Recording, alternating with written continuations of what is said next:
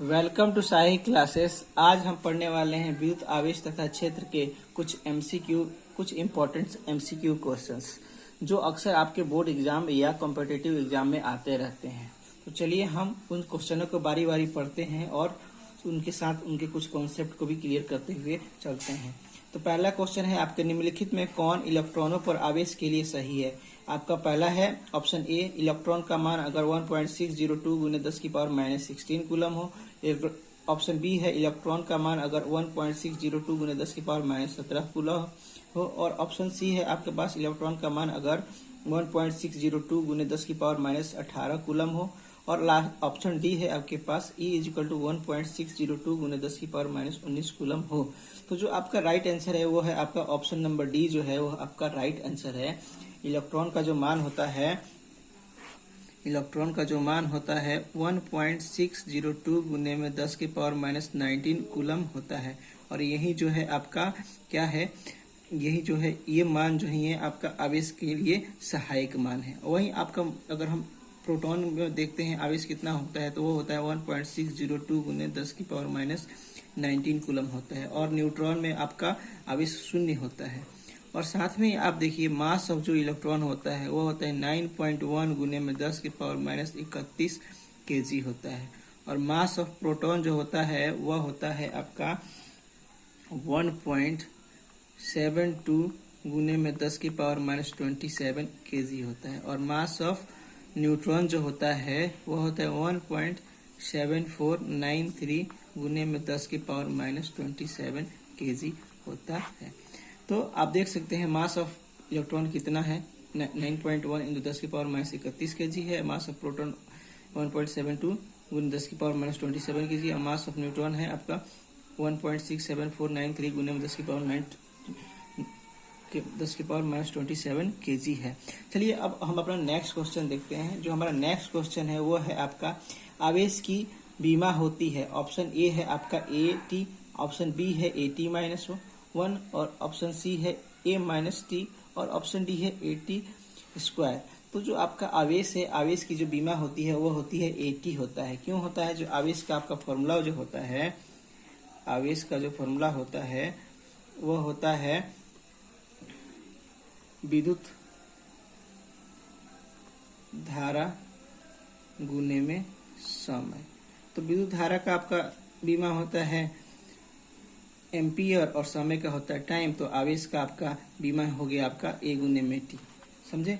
तो और आवेश का आपका जो मात्रक होता है, आवेश का मात्रक वह होता है कूलम्ब होता है। क्या होता है? कूलम्ब होता है। ये आप याद रखिएगा। बीमा होता है A गुने में T और मात्रक होता है कूलम्ब। चलिए अब हम अपने नेक्स्ट क्वेश्चन देखते हैं। हमारा जो नेक्स्ट क्वेश्चन है वो है किसी बिंदु पर विद्युत क्षेत्र की तीव्रता होती है। ऑप्शन ए है आपका E इजिकल टू F गुने में Q।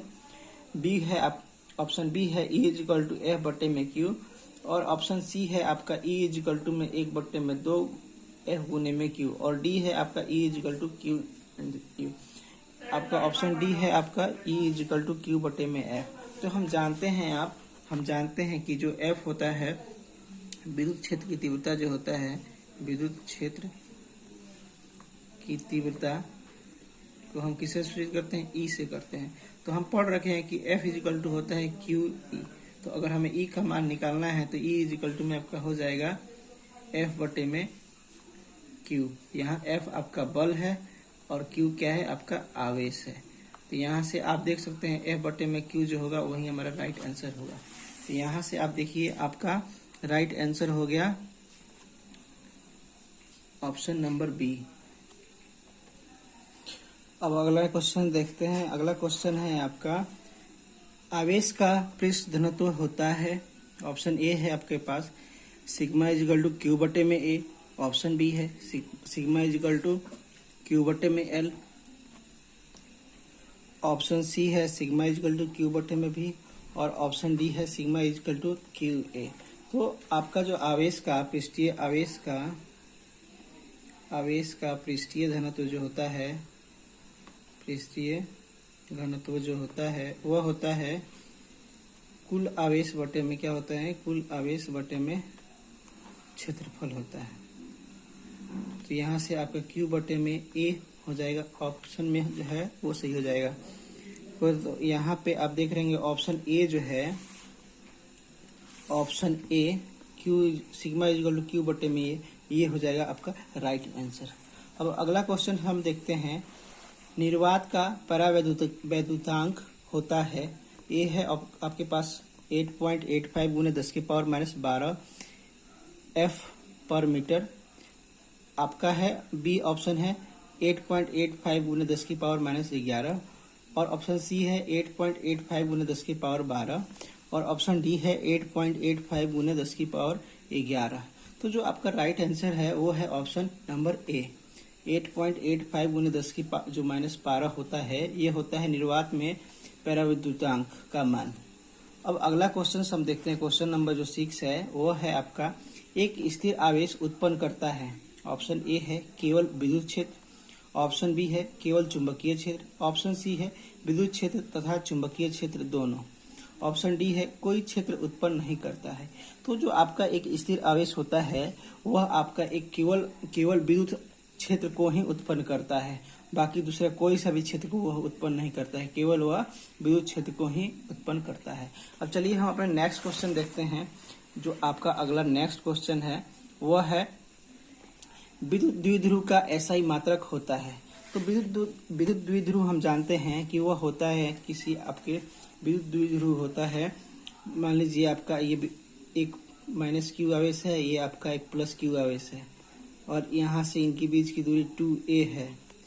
तो आपका विद्युत द्विध्रुव को P से सूचित करते हैं, P is equal to Q into 2a, यानी एक आवेश और इनके बीच की दूरी को जो गुणनफल होता है उसी को हमारा क्या हो जाता है, आपका विद्युत द्विध्रुव हो जाता है। तो अब अगर हम P का मात्रक निकालते हैं, विद्युत द्विध्रुव का मात्रक निकालते हैं, तो Q का मात्रक कूलम होता है और आपका दूरी का मात्रक क्या होता है, मीटर होता है। तो जो आपका ऑप्शन नंबर में आपका देख रहे होंगे कूलम मीटर किस में है, ऑप्शन नंबर बी में है। तो जो आपका राइट आंसर हो जाएगा बी हो जाएगा। विद्युत द्विध्रुव का एसआई मात्रक जो होता है आपका कूलम मीटर होता है। नेक्स्ट क्वेश्चन देखते हैं हम, क्वेश्चन नंबर 8, कूलाम नियम का सदिश रूप होता है। तो जो आपका कूलाम ऑप्शन ए में है आपका F is equal to 1/4 pi epsilon Q1 Q2, आपका मोड में है आर क्यू और आपका आर वेक्टर आर, और ऑप्शन बी है आपका F is equal to 1/4 pi epsilon Q1 Q2, आपका दूरी केवल है और यहाँ पे आपका कोई डायरेक्शन नहीं है। क्वेश्चन नंबर और ऑप्शन सी है आपका F is equal to 1/4 pi epsilon Q1 Q2 R square और आर, और ऑप्शन डी है F is equal to 1/4 pi Q1 Q2 बटे में आर स्क्वायर। तो जो आपका राइट आंसर है वो है आपका ऑप्शन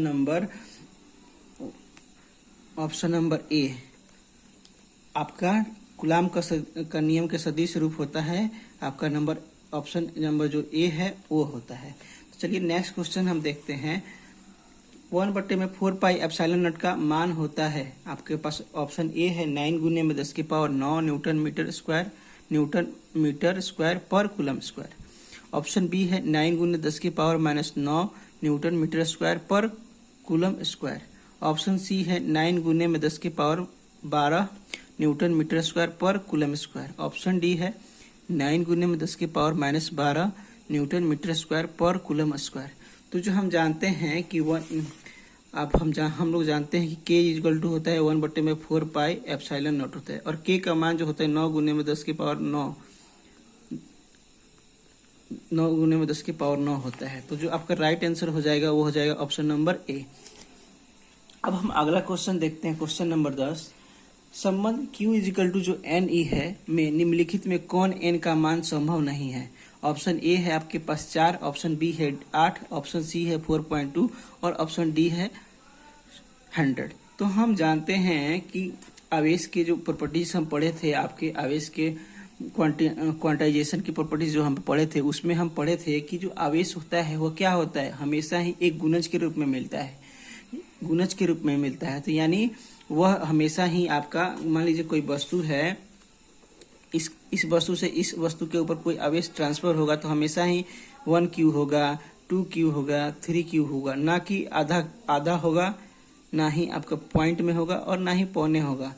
तो यानी हम देख रहे हैं कि जो आपका आवेश जो है क्या हो रहा है, एक पूर्ण रूप से ट्रांसफर हो रहा है, ना कि आधा पौने। तो यहाँ पे आप देख रहे हैं ऑप्शन में 4 है, 8 है, 4.2 है और 100 है। तो ये आपका पूर्ण रूप से हो रहा है, ये भी पूर्ण रूप से हो रहा है, ये भी पूर्ण रूप से हो रहा है, ये आपका पूर्ण रूप से नहीं हो रहा है। तो जो आपका n का मान इसके लिए संभव नहीं है।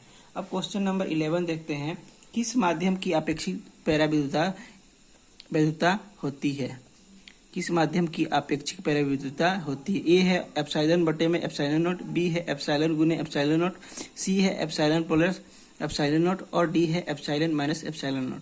तो जो हम जब जानते हैं कि अपेक्षित जो विद्युतशीलता होती है क्या होती है? अपेक्षित विद्युतशीलता जो होती है उसको हम ई आर से एप्सिलॉन नॉट आर से सूचित करते हैं। वो जो होता है वह होता है आपका ई बटे में एप्सिलॉन नॉट। तो और ई एप्सिलॉन मतलब एप्सिलॉन जो होता है वह क्या होता है आपका माध्यम की विद्युतशीलता होता है, माध्यम की विद्युतशीलता होता है, माध्यम की विद्युतशीलता होता है। और आपका एप्सिलॉन नॉट होता है हवा या निर्वात की। तो जो आपका राइट आंसर हो जाएगा ऑप्शन नंबर ए हो जाएगा, वो हो जाएगा आपका अपेक्षित विद्युतशीलता जो होता है वो ई आर जो होता है वो होता है ई बटे में एप्सिलॉन नॉट के बराबर होता है। तो आपका अगला क्वेश्चन जो है वो है पानी का पराविद्युतांक स्थिरांक होता है। ऑप्शन ए है 80, ऑप्शन बी है 60, ऑप्शन सी है 1, ऑप्शन डी है 42.5। तो जो आपका राइट आंसर है वो है ऑप्शन नंबर ए, 80 होता है पानी में पराविद्युत के स्थिरांक होता है। क्वेश्चन नंबर 13 का देखिए, हवा में अपेक्षित विद्युतशीलता का मान होता है। हवा में अपेक्षित विद्युतशीलता का मान ऑप्शन में है आपके पास ए 0, ऑप्शन बी है अनंत, ऑप्शन सी है 1, ऑप्शन डी है 9 गुने 10 की पावर 9। तो हवा में आपका अपेक्षित विद्युतशीलता का मान जो होता है 1 होता है। हमेशा इस बात को याद रखिए कि हवा में अपेक्षित विद्युतशीलता का मान 1 होता है। चलिए नेक्स्ट क्वेश्चन देखते हैं हम। नेक्स्ट क्वेश्चन है आपके पास विद्युत तीव्रता का एसआई मात्रक। तो हम पीछे पढ़ चुके हैं कि जो विद्युत तीव्रता का जो मान होता है E इक्वल टू में क्या होता है F बटे में Q होता है। तो मात्रक अब क्या है आपका विद्युत तीव्रता E इक्वल टू होता है बल बटे में Q। तो बल का मात्रक होता है न्यूटन और Q आवेश का मात्रक होता है कूलम। तो न्यूटन पर कूलम जो इसका मात्रक होगा वो आपका राइट आंसर होगा। तो ऑप्शन नंबर बी आप देख रहे न्यूटन पर कूलम है, तो ये हो गया आज का मात्रक। अब नेक्स्ट क्वेश्चन देखते हैं, आवेश का पृष्ठीय घनत्व बराबर होता है। ऑप्शन ए है आपके पास कुल आवेश गुने कुल क्षेत्रफल, ऑप्शन बी है कुल आवेश तथा कुल क्षेत्रफल, ऑप्शन बी है कुल आवेश बटा में कुल क्षेत्रफल, ऑप्शन सी है कुल आवेश बटे में कुल आयतन और ऑप्शन डी है कुल आवेश गुने में कुल आयतन। तो जो आपका राइट आंसर हो जाएगा वह हो जाएगा कुल आवेश बटे में कुल क्षेत्रफल। ये होता है पृष्ठीय घनत्व, आवेश के पृष्ठीय घनत्व का मान। वही हम जानते हैं कि आवेश का रेखीय घनत्व जो होता है, रेखीय घनत्व जो होता है वह होता है आपका Q बटे में L। और आपका आवेश का आयतन घनत्व जो होता है वह होता है V बटे Q बटे में V। क्या होता है आपका Q बटे में V होता है। ये बात आप लोग याद रखिएगा कि पृष्ठीय होता है Q बटे में A होता है पृष्ठीय क्षेत्रफल, और आयतन घनत्व होता है Q बटे में ही V, और रेखीय घनत्व होता है Q बटे में L। तो ये तीनों चीजों को आप याद रखिए, अक्सर एग्जाम में पूछे जाते हैं। चलिए, अगर वीडियो आपको अच्छा लगा है तो प्लीज हमारे चैनल को लाइक कीजिए, वीडियो को लाइक कीजिए, सपोर्ट कीजिए और हमारे चैनल को सब्सक्राइब कीजिए और साथ में इस वीडियो को शेयर कीजिए। Thank you for watching this video.